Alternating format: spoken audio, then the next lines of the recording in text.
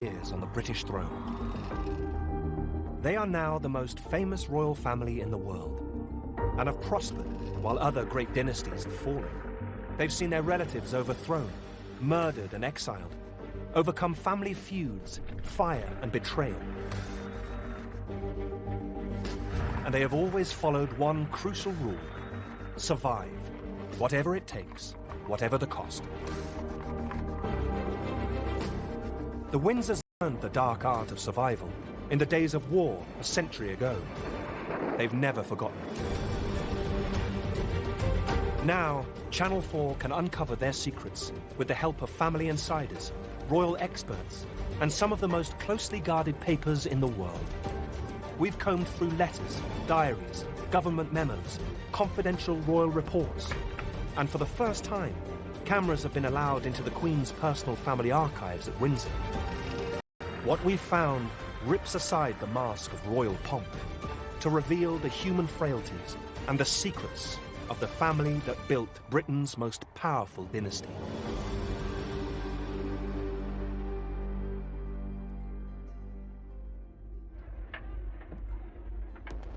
On the morning of the 13th of June 1917, 14 bombers took off from a base in German-occupied Belgium.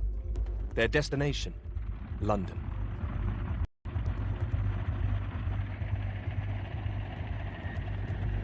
By mid-morning, they were over the East End.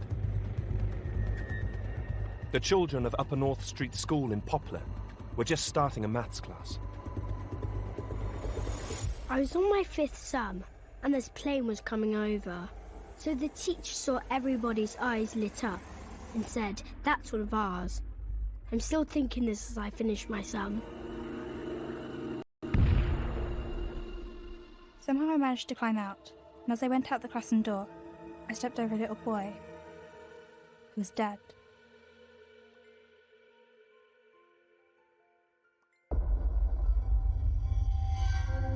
"18 small children were killed. Across London, 162 people died. This was something totally new. It was horrific. It killed children. It was plastered all over the newspapers, and the bombers that did it had the same name as the royal family.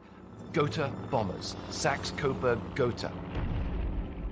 And suddenly, the royal house discovers that it has the wrong branding. Time to change.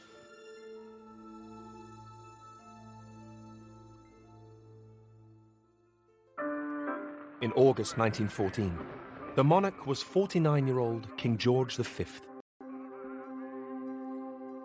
George V had none of the qualities you'd expect or want in a war leader. He was a very cautious, conservative character, blinkered, very much of his class. His official biographer complained that for 20 years of his life, before he became king, he seemed to do nothing except shoot pheasant and stick stamps into his stamp album. Dull, plodding, unimaginative, George was not a man to inspire sacrifice. The writer H.G. Wells famously described George's court as alien and uninspiring. King George V reacted to that. He said, "I may be uninspiring, but I'm damned if I'm alien." The problem for the king was that he was alien. People forget that the Windsors were originally a German family. Queen Victoria was as German could be, spoke German as well as she spoke English, and married, of course, Albert of Coburg, another German. So that meant that Edward VII was also completely German. His son, George V, who's the first Windsor, was half German and half Danish, because his mum was Danish. So there's not a jot of English blood, technically, in them. 8 of Victoria and Albert's 9 children had married into other European royal families. Before the First World War, you have this massive of dynastic network, this monarchs' trade union, all Queen Victoria's grandchildren, great-grandchildren, all sitting on most of the thrones of Europe, marrying each other, cousins marrying each other, this huge family network. George was first cousin to both the Russian Tsar, Nicholas, and the German Kaiser, Wilhelm. George's wife, Queen Mary, was also German and spoke English with a German accent. King George V, all his relations spread across the thrones of Europe. And I think he probably began the First World War thinking that those family relations would be able in some way to bring a quick solution. And the aspiration was that it would only last a few months. The king still saw himself as part of an international brotherhood of monarchs, but he had misjudged the public mood. The outbreak of war sparked anti-German rioting. My grandfather came from Württemberg, which is in southwest Germany. He managed to open a shop in South Shields. His name was Seitz, which is demonstrably not English, and so that was up above the shop. It was very, very prominent, and so it became a target. There were so many people gathered in the market square, throwing bricks and what have you. The younger children, down to my mother, who was 3. And so when the bricks started coming through the window, terrified. The king didn't realise it, but it became manifestly clear that everything German, even Dachshunds walking along the street, were being kicked by people. Anything that had a link to the dreaded and hated Germany was anathema. The most obvious link to Germany was the royal family itself.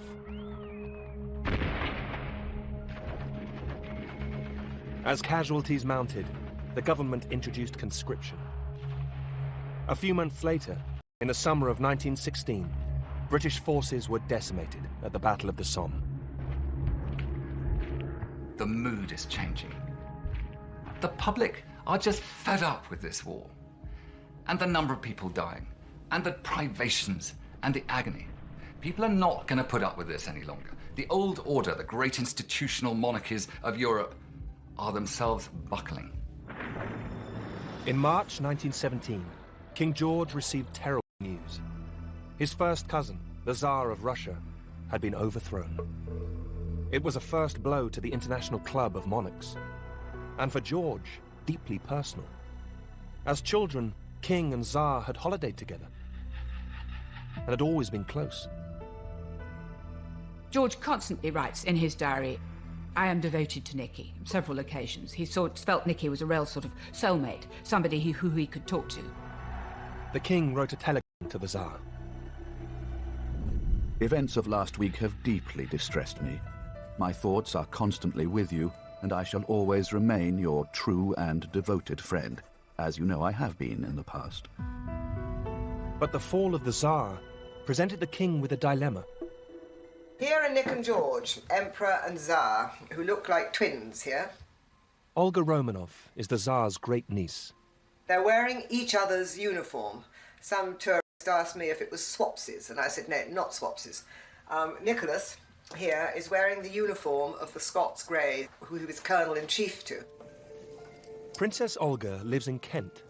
A century on, she still finds it difficult to speak about the events of 1917.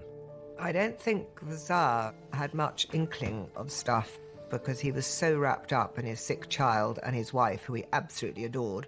My grandfather had been one of Nicholas's advisors, and I think if he'd taken my grandfather's advice, it's possible disaster would have, not happened, sorry. The new Russian government was democratic, hanging by a thread. The Russian government asked the British ambassador if the Romanovs could be given asylum in Britain.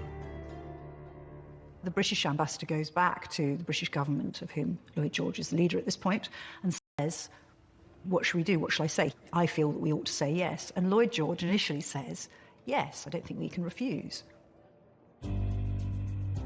At this point, an extraordinary sequence of events unfolded. Events that would remain secret for more than 50 years. At their heart stood King George's private secretary, Lord Stamfordham. Lord Stamfordham was my great-great-uncle. He was a very wily character, and I think he was probably one of the first courtiers to be PR savvy. He was monarchist through and through. He was dedicated to them. He was there, he saw it, to protect them from anything that went on in the world. It was Stamfordham's role to advise the king, and he feared the mood in the country.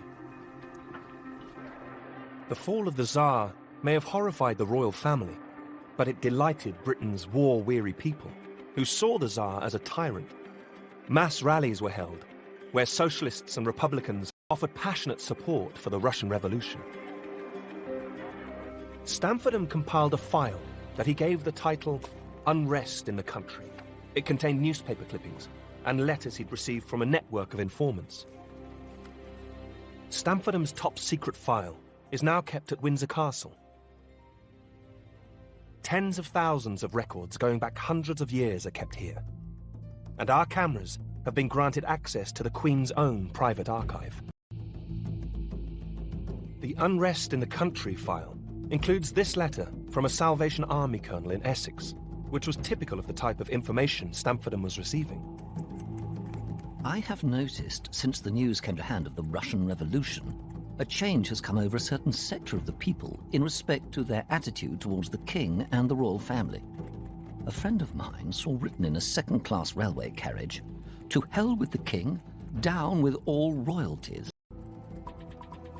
It is a panic that's going on, certainly a panic in the palace, which is beginning with Stamfordham, and I'm sure that he communicated that panic to the king. The king instructed Stamfordham to write to the government. His letters about the Tsar lay buried for half a century, but are now available at the Parliamentary Archives. For decades, people thought that the key decisions were taken by Lloyd George, the Prime Minister, and these documents reveal that this was not in fact the case. This is a letter from Windsor Castle dated the 6th of April 1917 to Arthur Balfour, who was the question of the Emperor and Empress of Russia coming to this country. His Majesty receives letters from people in all classes of life, known or unknown to him, saying how much the matter is being discussed. This is the second letter on the same day from Stamfordham to Balfour, and it shows the degree of agitation that's going on. The residents in this country of the ex-emperor and empress would be strongly resented by the public. The opposition to the emperor and empress coming here is so strong that we must be allowed to withdraw from the consent previously given to the Russian government's proposal. It's very significant, I think, the language that is used. King George V was a constitutional monarch who was supposed to take the advice of his ministers. Here he's using words like must and ought. In other words, he is attempting to instruct the government in the policy that it should pursue. Balfour capitulates as a result of this. He writes to Lloyd George and suggests that they probably ought to withdraw the offer of asylum. In Russia, the Tsar was oblivious to his cousin's decision not to provide him with refuge. Sorted my belongings and books, and the things I want to take with me if I go to England. But for the Tsar and his family, there could now be no escape.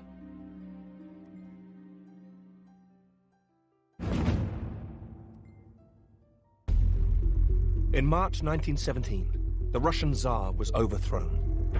An initial offer of asylum was secretly withdrawn by King George V, anxious about anti-royalist feelings in Britain. 6 months later, the Bolsheviks seized power in Russia.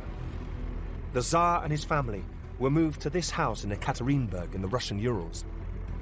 Shortly after arriving, they were taken down to the cellar in the middle of the night and brutally murdered. George consigned the house of Romanov to history and his cousin Nicky to the firing squad in order that the House of Windsor should survive. I think this decision to refuse asylum is characteristic, certainly, of the British royal family, which is a pragmatic, realistic, but a certain ruthlessness. When their survival is at stake, they will make the decision that ensures they survive. King George did eventually allow the Tsar's sister, Xenia, to come to England. She was rescued by a British battleship with her son, Prince Andrei, who was Princess Olga's father, George, in the death of the Tsar. My father never, ever said that it was George's fault. He always thought it was the Prime Minister, but apparently it wasn't the Prime Minister's fault at all. It was all George's fault. I'm very glad my father died before the letter was found, because he would have been really upset.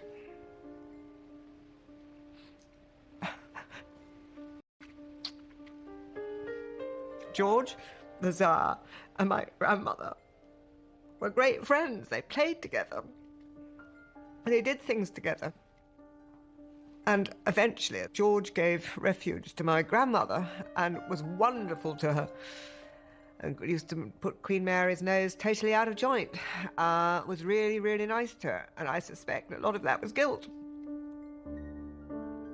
George's ruthless abandonment of his cousin in April 1917 marked the death of the pre-war International Club of Monarchs. But for the king, a bigger challenge remained: to forge a connection with his own long-suffering subjects, now entering the fourth terrible year of war.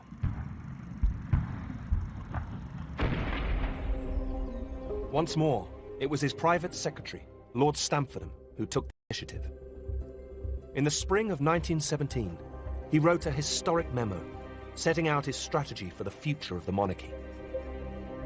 We must endeavour to induce the thinking working classes, socialist and others, to regard the crown not as a mere figurehead, but as a living power for good, affecting the interests and social well-being of all classes. It was Stamfordham's particular insight, I think, that the British monarchy did not depend on the aristocracy, nor on the middle class, the second-class carriages, but on the acceptance and approval and ultimately the love of the people. If the top wanted to survive, it was the bottom layer that mattered most. Stamfordham encouraged King George and Queen Mary to do something British monarchs had rarely done before: to go out and meet the people. George is the first modern monarch. The first monarch who is prepared to not just go around in a big car waving at people, but to get out of the car and visit factories, go into people's homes, go down even coal mines, talk to people, get out there, be seen. This is a completely different notion of monarchy. It's a total change. Stamfordham ensured that it was not just the King and Queen who appeared in the newsreels, but also the Prince of Wales, Edward VIII, was serving as a staff officer and emerging as a major asset in Stamfordham's rebranding of the monarchy. Well, David was the David Beckham of his day. He was a megastar of his day. He was the most popular bachelor of his day. Everybody wanted to be seen with him or dance with him. One can only use the term, corny though it is, charisma to attach to him. I mean, he was like Princess Di. He glowed, he glittered. The prince was angry because he was kept away from the front line, but he played a key role in boosting morale. The king's second son, Bertie, was also doing his bit in the navy. But Bertie, the father of the present queen, was a completely different personality. He had knocked knees, he had his legs in splints, he had a terrible stammer which inhibited him, and he was not helped by the fact that his father was utterly unsympathetic towards this. And when Bertie was trying to say something with great difficulty, he would say, "Get it out, get it out." It's not just a question of stuttering, it's a question of these awful panic attacks sort of completely gripping him and making it really difficult for him to appear in public. Suffering from a chronic but undiagnosed stomach ulcer, Bertie would spend much of the war convalescing with his parents. Fortunately, his big brother generated enough attention for both of them.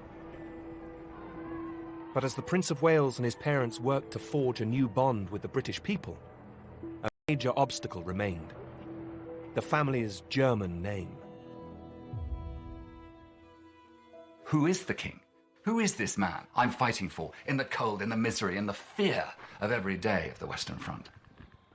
Well, he is King George V, and he is your sovereign. Hang on, but he's called Saxe-Coburg-Gotha.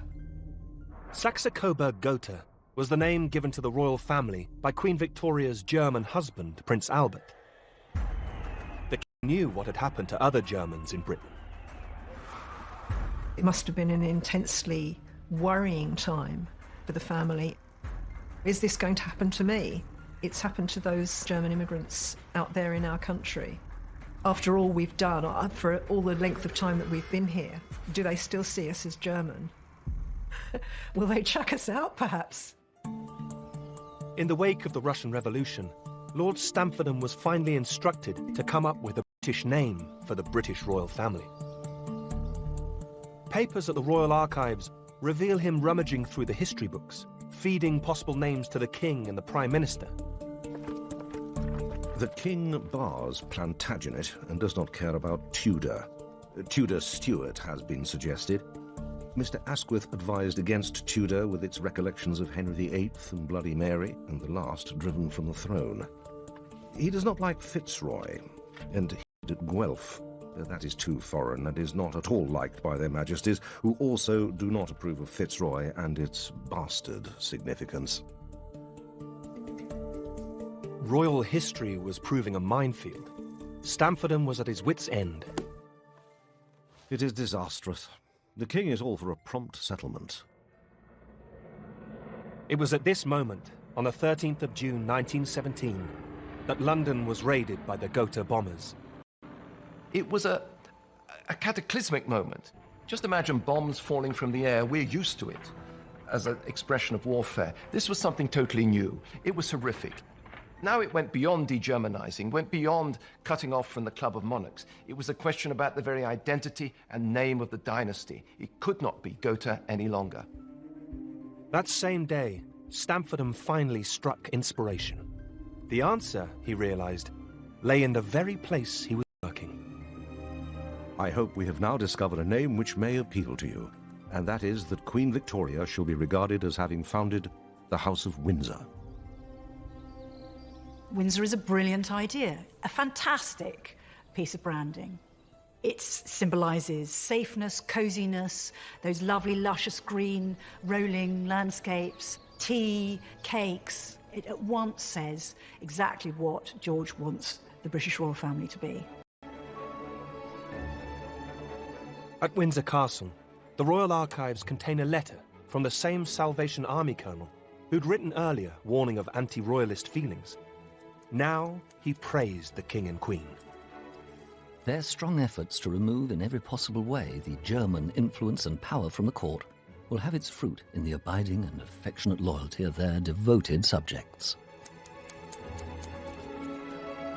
This is the beginning of the idea of the monarchy, the Windsor family, as being quintessentially British, which allows it to identify with British nationalism, to become the visible figurehead, embodiment of the British nation.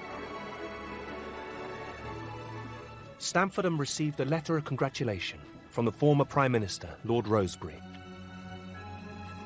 Do you realize that you have christened a dynasty? There are few people in the world who have done this. None, I think. It is really something to be historically proud of. I admire and envy you. On the 11th of November, 1918, huge crowds celebrated the end of the war. Britain and its empire had lost close to 1 million men. Across Europe, no less than 9 monarchs had lost their thrones. But in London, the King and Queen were cheered to the echo. The House of Windsor was forged in war, but it grew out of a national crisis, threatening national survival, when the nation was saved by the people. A new monarchy had emerged, adapted to the democratic age, one in which King George's dullness had become a virtue. In his ordinariness, there was a humility. He wasn't a leader. He was, in many senses, a follower.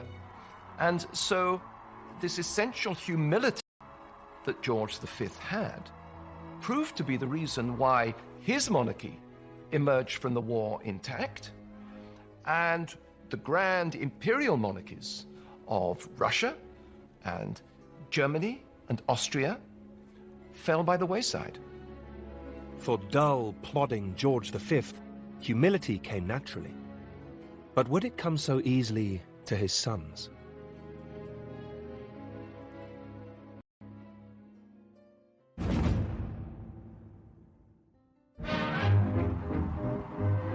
In the years following the First World War, the rebranded Windsor dynasty was hugely popular. The King and Queen continued their punishing schedule of public appearances.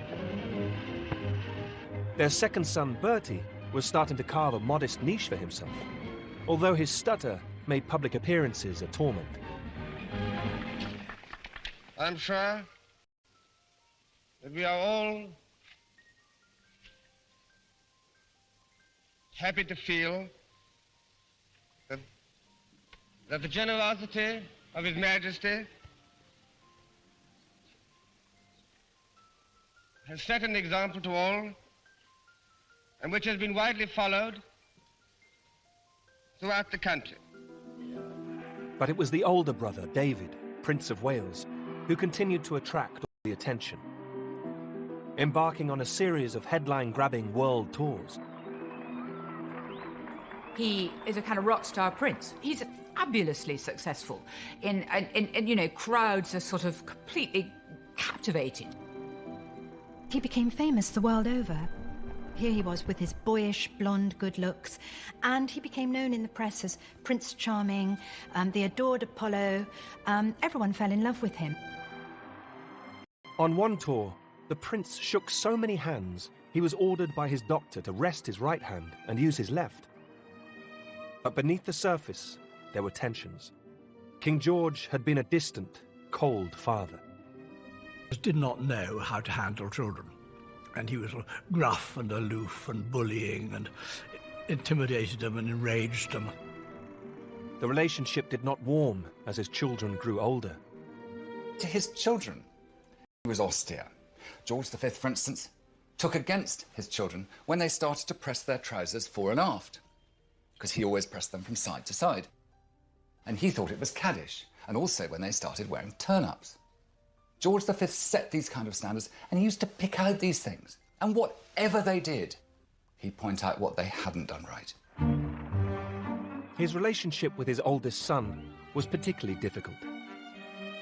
By this time, David, the Prince of Wales, had begun an affair with a married woman, Freda Dudley Ward, the wife of a Liberal MP. His letters to her reveal that, for all his success, the prince hated the life that fate had given him. Each day I long more and more to chuck this job and be out of it.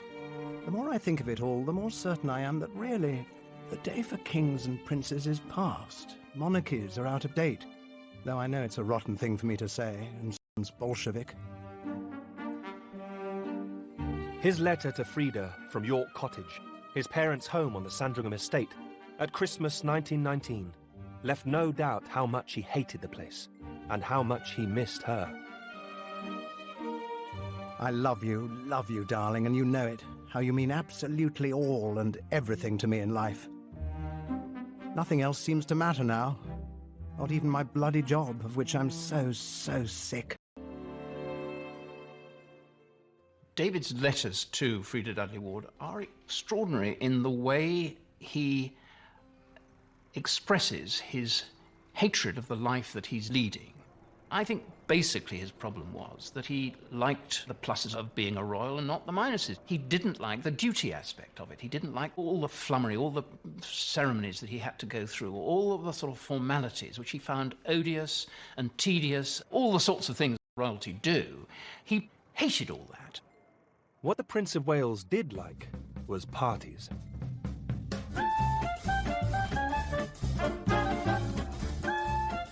Like many young men returning from the war, he was captivated by the new jazz age.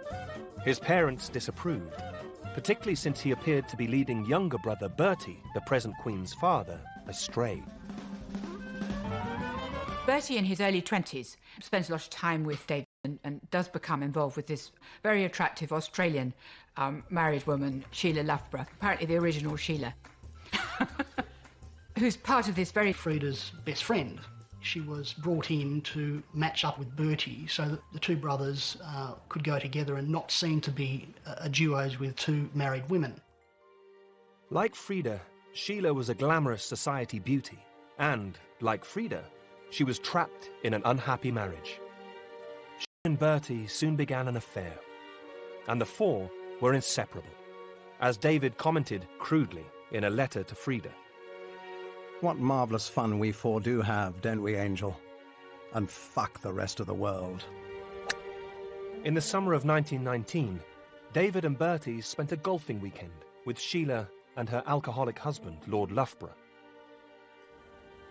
David wrote about it to Freda.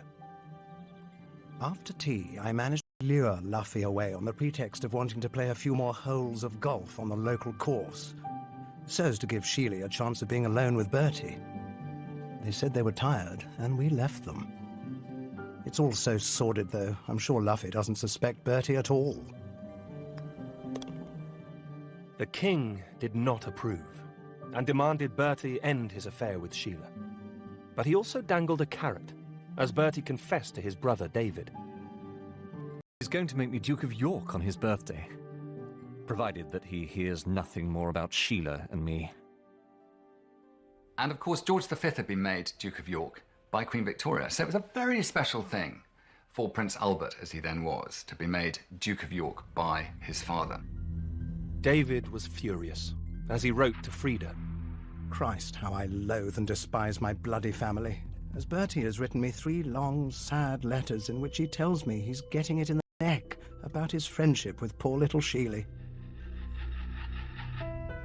But Bertie caved in.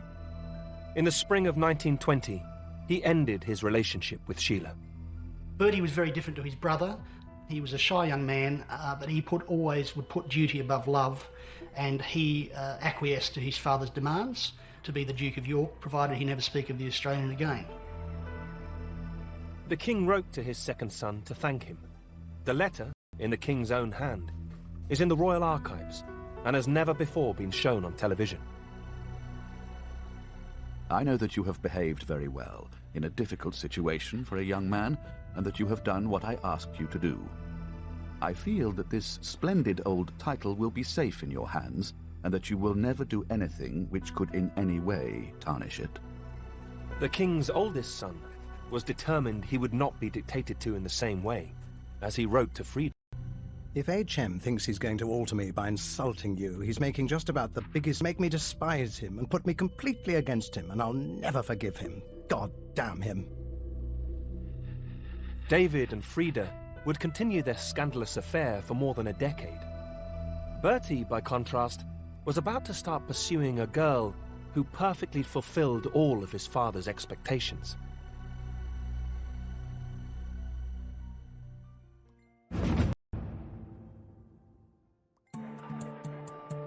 In the spring of 1920, the king's second son, Bertie, broke off his relationship with the married Australian Sheila Loughborough because his father had told him to. He was rewarded by being made Duke of York. Bertie now began to spend time at Glamis Castle in Scotland, where he had developed a new romantic interest, the 19-year-old Elizabeth Bowes-Lyon. Elizabeth Bowes-Lyon was the 9th child of the Earl of Strathmore, and the Strathmores went back into the Dark Ages practically. They were a very grand family with royal connections. They came from Glamis Castle, which was one up on the ordinary castle, which might have a ghost. It was haunted by a monster.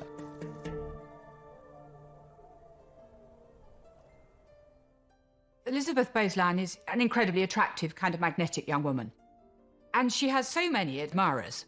And you get this sense of her as being the sun, and all these people revolving around her. Everybody was in love with Elizabeth Bowes-Lyon. Bertie is immediately captivated. The convention that princes could only marry royalty had been removed at the same time the family name was changed to Windsor in 1917.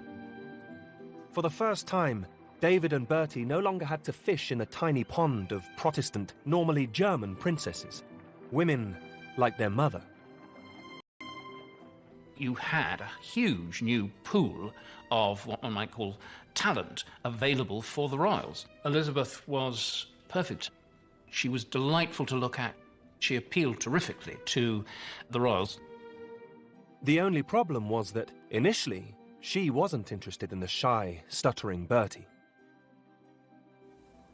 Her letters to friends at this time are still held in the Glamis archive. P.S. Prince Albert is coming to stay here on Saturday. Ghastly. But photos that are kept at Glamis reveal a slowly warming relationship. Bertie was enchanted by a home atmosphere entirely different from his own. Glamis is a sort of paradise of party games, hide and seek in this huge haunted castle. Lots of loud gramophone music, lots of dancing, lots of Balmoral. Elizabeth's attitude to the prince was also changing, as her letters reveal. Prince Albert was very nice and very much improved in every way. But Elizabeth remained wary of entering the royal clan. She saw it as a kind of gilded cage, which of course it was, and she wasn't sure really whether she could cope with Bertie with all his difficulties. The photos at Glamis suggest there may have been another reason for her reluctance: the presence of a man called James Stewart. There are these constant references and photographs of them being together, and statements from different people who were close to her that they were in a romantic relationship. James Stewart was the youngest son of a neighbouring aristocrat, and also equerry, or gentleman-in-waiting, Prince Albert. He joined the army when he was 17. He got 2 military crosses. He was clearly brave. He was clearly very attractive to women, very handsome. In 1921, out of the blue, Stewart was suddenly offered a lucrative job in the oil fields of America. He was offered this job through an eminent courtier of King George V's court. It's pretty clear that there was some way in which he was spirited away, that there was a conspiracy between his mother, the Countess of Murray, her mother, the Countess of Strathmore, and Prince Albert's mother, Queen Mary. So you have the whole weight of the crown and the royal family behind this. I would suspect that my great-grandmother, his mother, who was apparently a wise woman, would have wanted to protect him and would have seen that he was better out of the way. Stewart took the job, hoping to make his fortune and return to marry the girl he loved. Prince Albert now moved in on Elizabeth. But she remained torn and uncertain. At times of emotional stress, the future Queen Mother hid her feelings by writing backwards in her diary. I am most perplexed. I'm thinking too much. I wish I knew. Twice the prince proposed. Twice he was rejected. Only on the third occasion did Elizabeth finally accept him, as she wrote to a friend. I must tell you, I am going to marry Prince Bertie. I do hope you like him. I feel terrified now I've done it. In fact, no one is more surprised than me. It's in the papers that she's engaged to his old boss, Prince Albert. Clearly, my grandfather started as a favourite and a front-runner and ended up as a kind of also-ran, and then felt very bitter. You know, it's like he was the casualty, in a way, in this. Bertie and Elizabeth were married at Westminster Abbey on the 26th of April, 1923. If you look at their letters, it's very plain that they were in love with each other. I think that what she particularly liked about him was not just that he was rather informal, easygoing, but also that he was vulnerable. And his vulnerability, and I think probably was something she found attractive, and she felt that she could help him, and she most certainly did help him. The couple quickly had 2 daughters, and Elizabeth would prove the perfect partner for the prince. It transformed his life. In his eyes, she was the most wonderful woman in the world, and his home life became his anchor. Bertie had settled down and finally won his father's approval. You have always been so sensible and easy to work with, and you have always been so ready to listen to any advice and to agree with my opinions about people and things, that I feel we have always got on very well together. Very different to dear David. Dear David, the Prince of Wales, continued to be bored and frustrated with royal life. I'm so heartily sick of being cheered and yelled and shrieked at. It almost hurts sometimes. I suppose the fact of the matter is that I'm quite the wrong person to be Prince of Wales. David was rebellious. He felt constrained by being an heir to the throne, didn't particularly like it, and was determined to go his own way. In 1934, the prince turned 40, still unmarried. The clock was now ticking. The elderly king was in despair, as he confided to his Prime Minister, Stanley Baldwin. After I am dead, the boy will ruin himself within 12 months. The following year, huge crowds turned out to cheer the king on his silver jubilee. In his Christmas broadcast that year, George chose to focus on the bond he shared with his people. The year that is passing has been to me most memorable. It called forth a spontaneous offering of loyalty, and I may say of love. It is this personal link between me and my people which I value more than I can say. Just 4 weeks later, he was dead.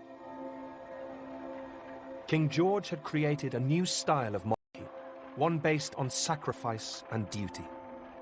Now the crown passed to a very different personality, his 41-year-old son, who would reign as King Edward VIII. Overwhelmed, the new king wept uncontrollably on his mother's shoulder when told of his father's death.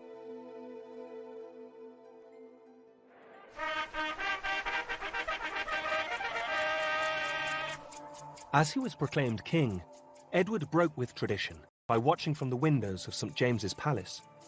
God save the king! At his side, a mysterious woman. Her name, Wallis Simpson. Wallis Simpson was an American divorcee who'd married an Englishman and was a sort of social climber in London in the 1930s. She'd had a rather rackety youth.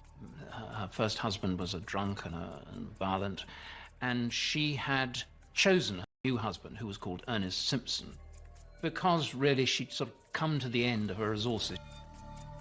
Edward had begun his relationship with Wallis in 1934. He'd jettisoned Freda Dudley Ward and appeared to come completely under the spell of his new American lover. I think that the delight of Mrs. Simpson for King Edward VIII was that she was totally lacking in respect. She had no deference whatsoever, and she treated him like dirt, and he loved to be treated like dirt. I'm sure there was a strong sexual element in it. Mrs. Simpson was the dominatrix to beat all dominatrixes. She was a tough cookie, and you could see her wielding the whip without any trouble at all. And on one occasion, he asked for a light for his cigarette, and she made him beg for it like a dog. The new king's private secretary, Alec Harding, was horrified by the relationship, as was his wife. My grandmother detested Mrs. Simpson. Didn't like her at all. She thought she was vulgar and pushy. And this sounds snobbish. In fact, it was snobbish. But I think Mrs. Simpson got on better with men than with women, and there was a certain kind of upper-class English woman who she was always going to rub up the wrong way. The new private secretary and others were also concerned about the couple's politics. I don't think Edward VIII was a fascist, but he was attracted to fascism because it was fashionable. It was known at the time as Savile Row fascism. Hitler seemed to have solved the main problem of the... and he had done this by sacrificing German rights, no doubt, and the business about the Jews was no doubt very unpleasant, but still he was showing what a strong autocracy could achieve. Decades on from when his father had cut the royal family's German links, Edward appeared to want to restore them. Some of the guests he and Wallis invited to their home at Fort Belvedere near Windsor were the despair of the king's private secretary and his wife. My grandmother certainly implied to me that they thought that some of the people visiting Fort Belvedere were potentially a security risk, essentially. She told me that state papers that went to the king came back with the stains from the bottoms of wine glasses on them, and that Edward VIII's guests might just have seen them. In August 1936, 7 months into his reign, the king and his mistress set off on a cruise of the Mediterranean. Wallis was about to divorce her second husband. But as head of the Church of England, Edward could not marry a divorcee. Pictures of Edward and Wallis were now being printed in papers and magazines around the world, everywhere apart from Britain. At home, the king remained hugely popular. When finally the Simpsons story broke at the start of December, the public was stunned. You know, people were just shocked. It's hard to get across today just how shocked they were. It was almost disbelief. At first, there was widespread support for the king. Elizabeth, the wife of the king's younger brother Bertie, wrote in desperation to Queen Mary. Every day I pray to God that he will see reason and not abandon his people. And it must have dawned on Bertie with the most inexorable sense of horror that the buck was going to stop with him. And he couldn't persuade his elder brother to stay on and do the duty which, after all, his generation had all been expected to do in the First World War for king and country. They'd laid aside everything. And here was the king choosing to follow his own romantic instincts over duty. Determined to marry the woman he loved, on the 10th of December 1936, Edward became the first monarch in British history to voluntarily abdicate. Shy, stuttering Bertie instantly became king. His reaction was identical to that of his brother 11 months before. He finally gets to Marlborough House where his mother is and breaks down. He weeps on her shoulder for an hour beyond a mother's consolation. At that moment, you know, the future king of Great Britain, Emperor of India, head of the Church of England,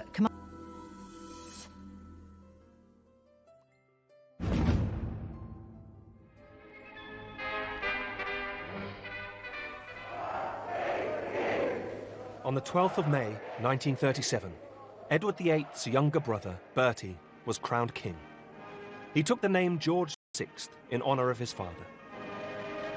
The new Queen, Elizabeth, could not forgive Edward and Wallis Simpson for the burden they had placed on the shoulders of her vulnerable husband.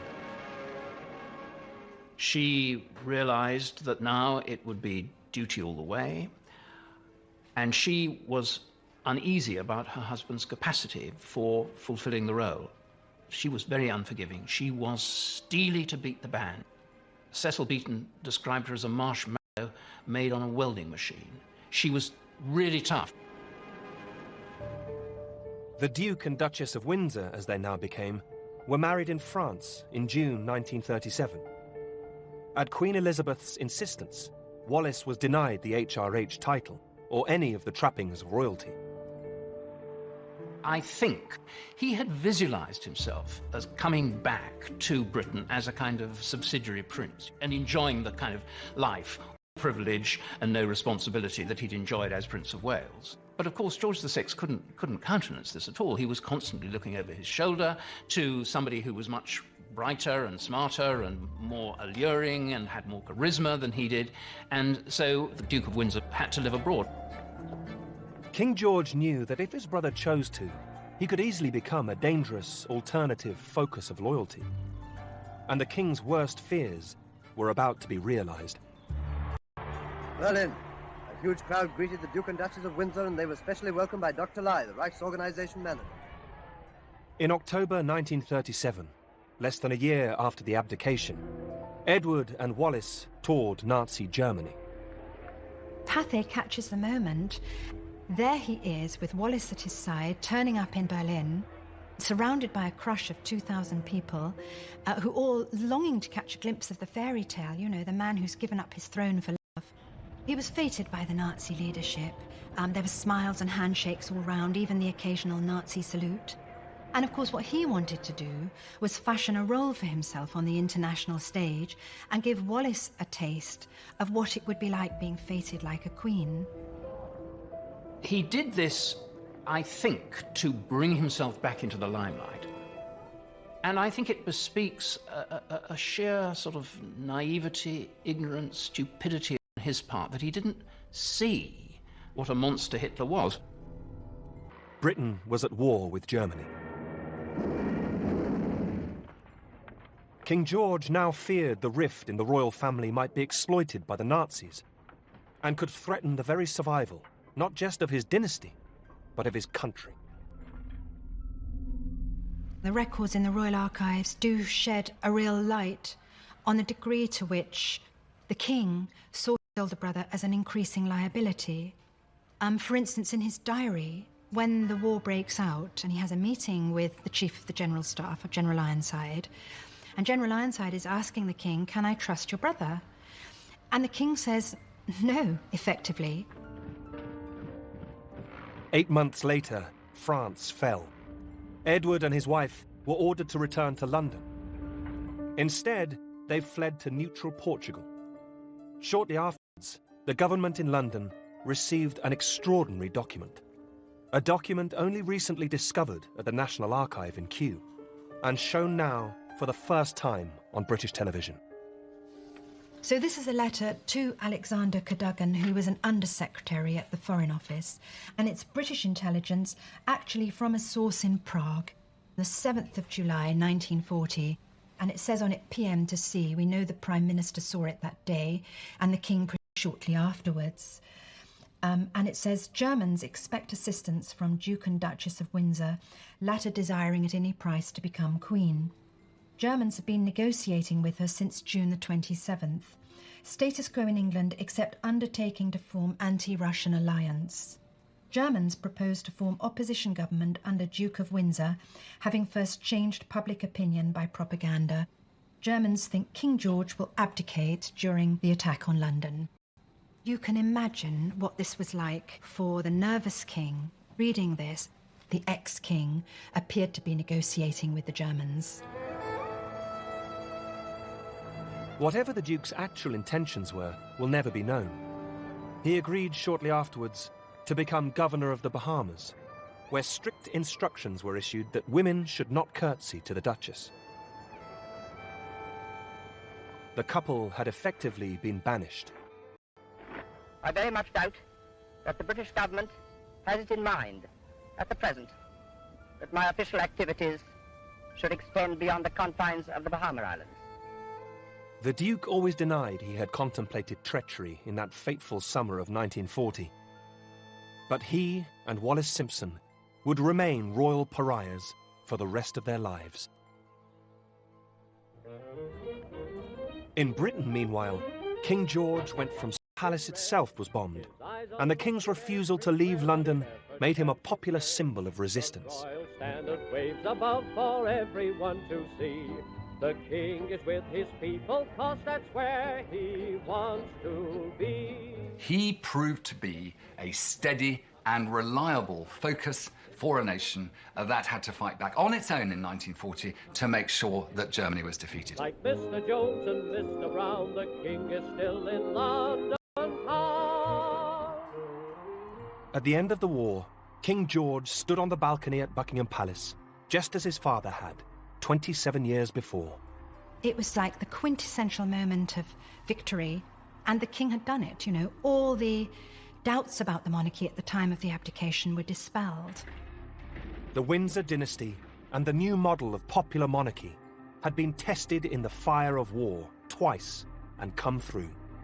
It had been threatened by the rise of democracy and the danger of revolution, and had come through. And when threatened by internal division, it had been ruthless in cutting out the weak link. The Windsors present themselves to the world as an amiable constitutional monarchy. But I think their main duty is to ensure their own survival, and nothing has got to be allowed to endanger that. Duty and sacrifice were the foundation of the new Windsor dynasty. There could be no place for personal passions or desires. It was a heavy burden to lay on the next generation. Next time, using unseen footage, a lovesick princess and an ailing king keep up appearances as a crisis looms at home.